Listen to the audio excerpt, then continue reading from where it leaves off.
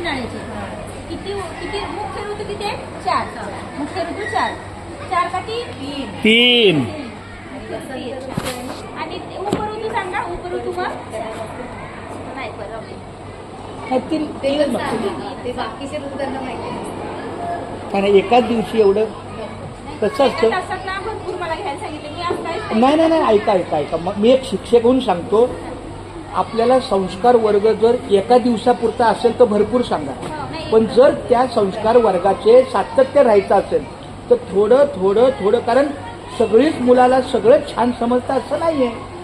ह्यातली काही 2-4 मुलं मोठी आहेत त्यांना छान कळालं, पण जे छोटी आहेत ती बिचारी ऐकणार म्हणतात जाऊ दे इकडे भरपूर काय काय सांगतात असं. त्यामुळं साध्या सोप्या छोट्या कधीही हळूहळू 2ऱ्या 3ऱ्या 4थ्या जेव्हा शनिवारी, आज पहिला शनिवार आहे छान, 2रा शनिवार असेल अजून थोडंसं, म्हणजे मला असं वाटतं कारण मी 1ली ते 7वीत आता मुख्याध्यापक आहे, पण मी शिकवले 33 वर्ष, त्यामुळे मला बाल मानसशास्त्र हे अतिशय माहिती आहे. मुलांना त्यांच्या पद्धतीने सोप्या पद्धतीने जसं छान वाटेल तसं.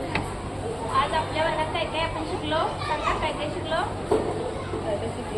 खेळायला जायचं आहे, सगळ्यांना खेळायला सांगणार आहे, मला पण वेळ नाही. सगळ्यात पहिलं म्हणजे आपण प्रार्थना घेतली का? नंतर छानपैकी बाईंनी गोष्ट सांगितली सुदाम्याची, मित्रप्रेम. क्या बात आहे. सर्वांना वर्ग आवडला का आजचा? आवडला. पुढच्या वर्गाला सगळेजण येणार का? घरी गेल्यानंतर जे आज काही घेतले एका तासात ते सगळ्यांनी करायचं. आता आपण कृतज्ञता व्यक्त करू बघा. आपणाला देवाने हे सर्व शिकवले त्यासाठी आपण त्याचे आभार मानूया, कृतज्ञता व्यक्त करूया. हे श्री गणेशा तुझ्या कृपेने आम्हाला या सत्संगात नका काय म्हणू नका, आपल्या बालसंस्कार वर्गात भरपूर शिकायला मिळाले, त्यासाठी तुझ्या चरणी कृतज्ञ आहोत.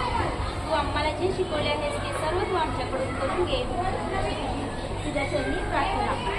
खूप छान. आणि आपण आता श्लोक ज्या ज्या ठिकाणी मन जाय माझे त्या ठिकाणी निजरूप तुझे मी ठेवितो.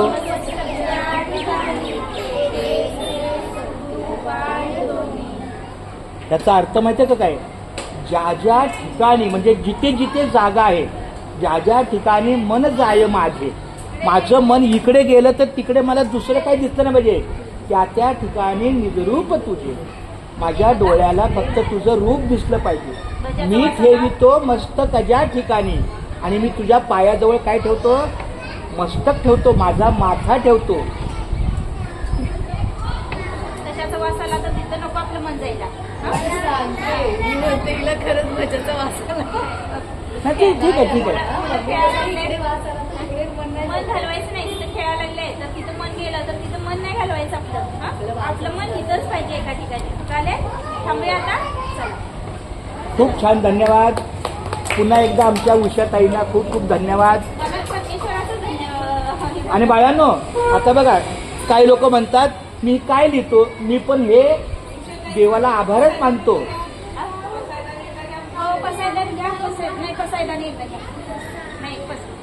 मी आपलं रामकृष्ण तरी का लिहितो? देवाला धन्यवाद देतो. देवा आज मला छान दिवस दिला, धन्यवाद रामकृष्ण.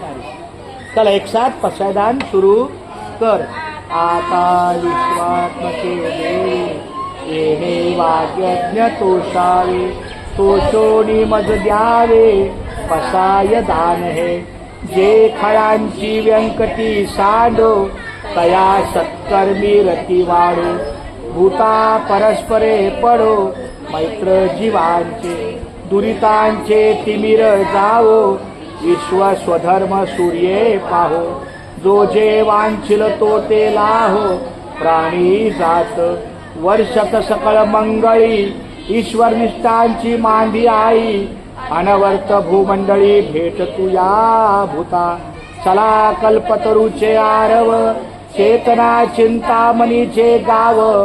बोलते जे अर्णव पियुष शांते, चंद्रमे जे अलांछन. मार्तंड जेता पहिन, ते सर्वाही सदा सज्जन.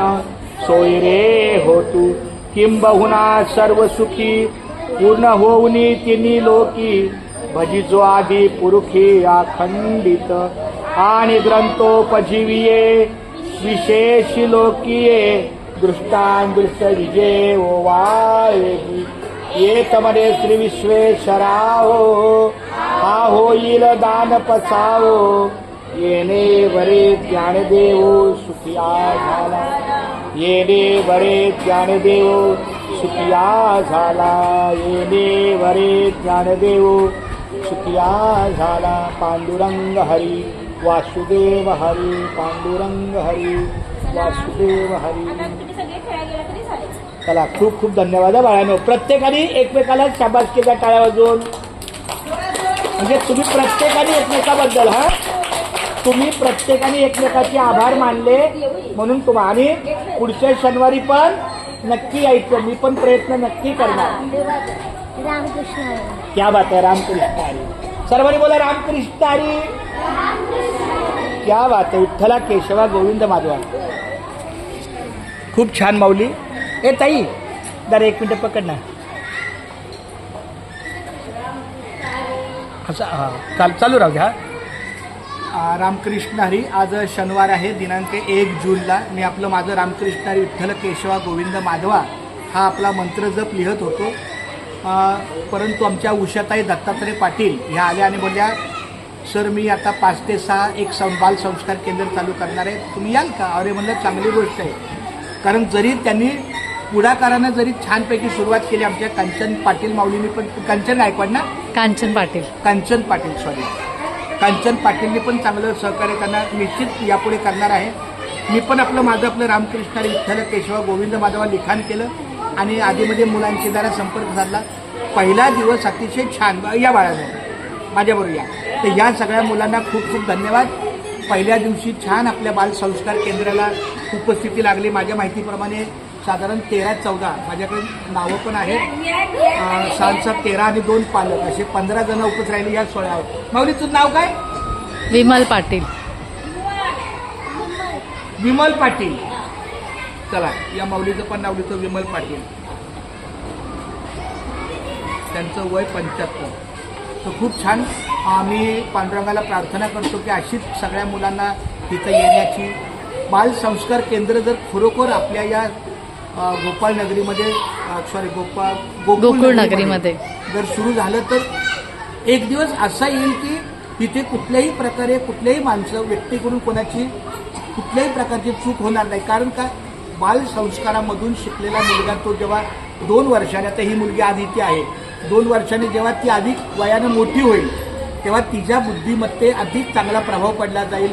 तिच्या गुणवत्तेमध्ये चांगला प्रभाव जाईल. तिला संस्कार चांगले येतील. मग ती चांगल्या पद्धतीनं आपल्या घरी आपल्या परिसरात आपल्या मित्रामध्ये आपल्या मैत्रिणीमध्ये एक चांगल्या प्रकारचं वातावरण ते राहतील. म्हणून आजच्या तारखेला बालसंस्काराची काळाची गरज आहे होती आणि ती राहणार. या बालसंस्कारामधून त्यांना चांगल्या सवयी लागतील. खूप खूप धन्यवाद. थँक्यू.